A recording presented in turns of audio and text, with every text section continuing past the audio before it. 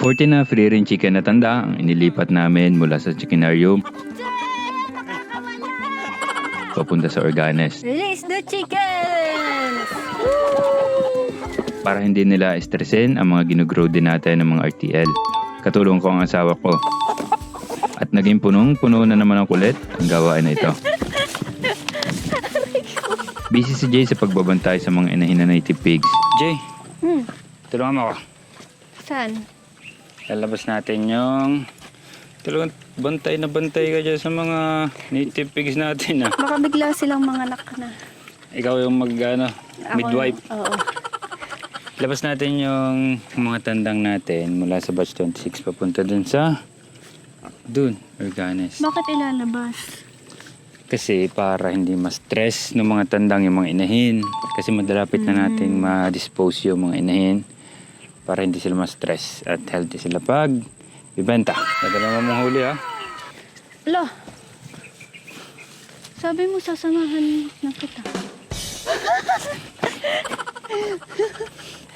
Prepare natin yung batya. Hindi mo naman sinabing, Jay, tulungan mo ako maghuli ng ano.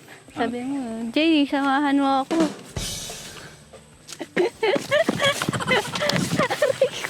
Aray. Puro kalokohan talaga tong asawa ko. Kaya pinrepair namin ang mga mahiwagang batya, lalagyan ng ating mga manok na ililipat mula sa batch 26 papunta sa Organes. Oh, Ninja Turtle ka ulit, Jay. Ayoko. Madumi ito. Ninja Turtle. No, ikaw na lang. Ito ang plano ha. Ikot tayo. Dadalhin natin dito yung mga manok. Okay. Tapos dadamputin natin yung mga tandang. Alam mo yung tsura ng tandang? Abay, anong dadamputin mo? Kung ano lang madampot ko. Yung malalaki yung palong. Okay. Focus sa mission. Mission. Oh. Harangi. Abante. Yan. Jay, ampas mo yung iyong sa lupa. Yan! There you go! Ano ba yan, Jay? Buhol-buhol na tayo. Itaboy na natin sa sulok para mailagay na natin sa mga batya. Kaso, unang wave natin. May nakalabas na! Go! Tampot! Ala! Nakalabas na! Tampot, Jay! Wala ako madami. Tampot! Alaka! Nasa labas na lang! Jay! Tampot! Nasa labas na sila lahat! Ito nakadampot na. Naubos ang manok natin sa sulok. At dyan na makadampot si Jay. At nakadampot na akong isa. Nakalabas pa ang iba. Nabawasan pa ng isa.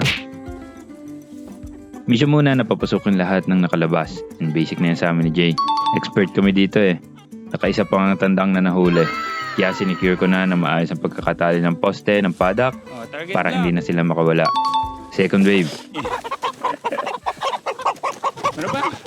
Jay! Nakakawala! Okay, yung pa niya. Hawakan mo yung pa. Yung pa. Kagulo na naman kami ni Jay. Si OA din minsan to si Jay eh. Third wave, di na naman magkaintindihan. Ayun na yung akin. Paputayin mo dito kasi. Nasaan na yung akin? Nasaan yung sa'yo? Yan. Fourth wave. Walang tandang. Ayan. Ito isa. Sabo. Natumal ah. Pagod na ako. Kaya nung napadaan si Jean Paul para mag-chores dito, kako ay tulungan na kami. Sa panghuli, nag-all out na si Jay. May pagluhod pa oh. Karir na karir. Ayos, good job. At natapos rin sa wakas ang panguhuli. Naka 14 na roosters kami. Pinagtulungan namin ni Jay na buhatin. Ay kalakas baga. Dinala namin sa tricycle at napakalayo din naman ng pagdadalhan kung bubuhatin lang namin ito. At si Jay, masyado excited oh. Oh, kapit ka. Ano ba yun? Malalaglag pa. Naku po, ay sa akin ako kumapit eh. Nakakala mo ako ay bitinan sa jeep. Ibinaba namin sa tricycle ang mga manok. Hindi kasya ang batya. Kaya kinailangan na medyo itagilid ito para maipasok. Okay lang naman yan. Mabilisan lang naman ang biyahe. Release the chicken! And go! Pagkababa, halatang enjoy pa rin sila. Hindi halos na bagong environment nila eh. Fresh grass. Inihanda rin namin ang mga feeder at water nila. 2 feeder ang ginamit namin para kahit paano hindi sila nag-aagawan sa space. Abangan nyo mga Call of Duty ang pag-process natin sa kanila. Yun lang. Peace.